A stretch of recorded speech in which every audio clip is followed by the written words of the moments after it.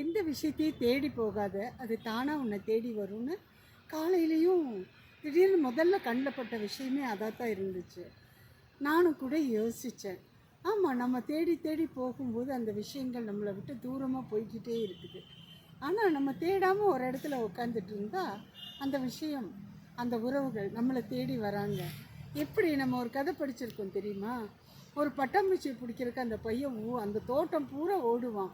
அந்த பட்டாம்பூச்சி பிடிக்கவே முடியாமல் சோர்ந்து போய் ஒரு சேரில் உட்காருவான். அப்போ பார்த்தா அந்த பட்டாம்பூச்சி அவனை சுற்றி சுற்றி போய்கிட்டு இருக்கோம், அவன் தோளில் உட்காரும். அந்த மாதிரி தான் நம்ம ஒரு விஷயங்களை தேடி தேடி போகும்போது நமக்கு கிடைக்காது, அது நம்மளை விட்டு தூரமாக போயிட்டுருக்கு. ஆனால் நம்ம அமைதியாக, நம்ம ஒரு மூலையில் வேண்டாம், அமைதியாக ஒரு இடத்துல உட்காந்துட்டு இருந்தோம்னா அந்த விஷயங்கள் நமக்கானதாக இருந்தால் கண்டிப்பாக நம்மளை தேடி வரும். ஞாபகம் வச்சுக்கோ, கண்டிப்பாக நம்மளை தேடி வரும்.